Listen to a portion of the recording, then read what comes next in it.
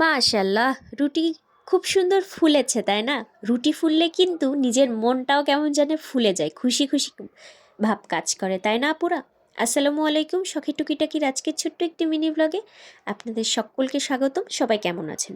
তো চলুন শুরু করি। সকালটা শুরু করেছিলাম রুটি আর ডিম ভাজি দিয়ে, আর এছাড়া সাথে কিছু হেলদি ব্রেকফাস্ট ছিল, যেটার আসলে ভিডিও বা স্ন্যাপ কোনোটাই আমার কাছে নেওয়া হয় না, যার কারণে আমি সেগুলো ভিডিওতে অ্যাড করতে পারিনি। তারপরে আমি চলে গিয়েছিলাম দুপুরের মেনুতে, কারণ আমাদের মতো গৃহিণীদের প্রধান কাজ কি থাকে বলেন তো? আমাদের প্রধান কাজটা থাকে কিন্তু রান্না করাটা। মানে দিন শেষে একটা কথা আছে যে পেট ঠান্ডা তো সারা দুনিয়া ঠান্ডা, তাই না? তো সেই জন্য একটু সকাল সকালই চলে গিয়েছিলাম দুপুরে রান্না করতে, এবং আজকে দুপুরে রান্নার জন্য কি রান্না করছি কেউ কি অনুমান করতে পারছেন আলু দেখে? আপনাদের কি মনে হয় কি রান্না করতে পারি বলুন তো? না, অনেক বেশি হেয়ালি করছি না। আমি আসলে আজকে চিংড়ি মাছের মালাইকারি রান্না করব। মানে আমি প্রায় রান্না করে থাকি এটা, যারা রেগুলার আমার ভিডিও দেখেন তারা সবাই জানেন। তো আপুরা, আপনারা আসলে কে কী রান্না করেছেন কমেন্ট বক্সে জানাতে ভুলবেন না।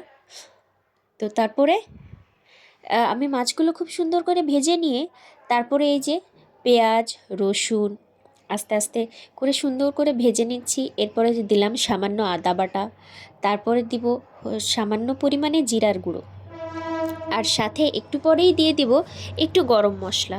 আমার কাছে কেন জানি মনে হয় যে চিংড়ি মাছের মালাইকারিতে একটু গরম মশলা না দিলে বোধহয় ভালো লাগবে না, যার কারণে আমি আসলে গরম মশলাটা অ্যাড করি।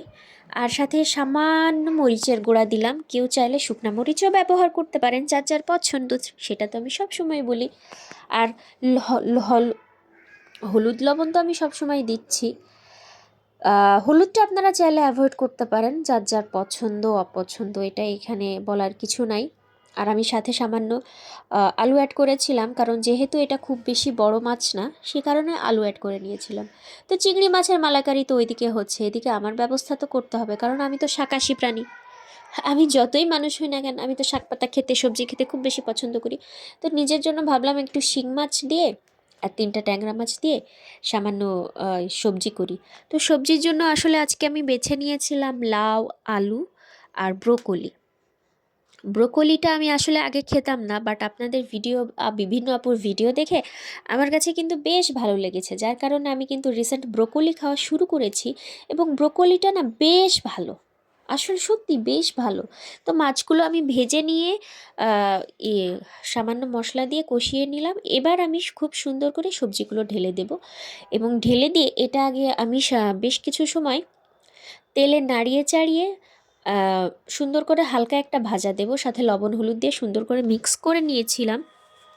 তার কারণ হলো কি, যে আমার কাছে কেন জানি মনে হয় যে এই সাথে সাথে পানি দিলে কেমন একটা কাঁচা কাঁচা গন্ধ থাকে, যার কারণে আমি একটু সামান্য সুন্দর করে ভেজে নিই।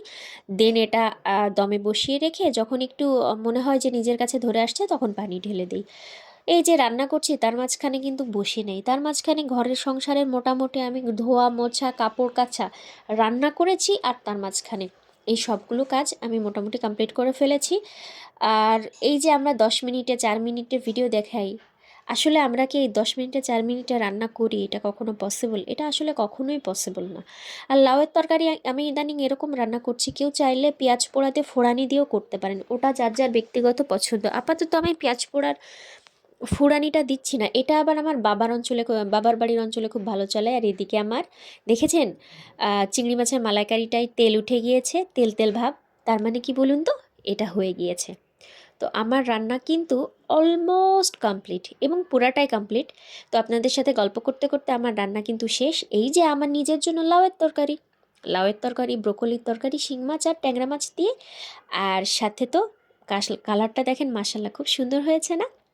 আর সাথে এই যে চিংড়ি মাছের মালাইকারিটা দেখাচ্ছি, এই যে চিংড়ি মাছের মালাইকারিটা। তো সবাই ভালো থাকবেন, আজকে এইটুকুই। আল্লাহ হাফেজ, আসসালামু আলাইকুম।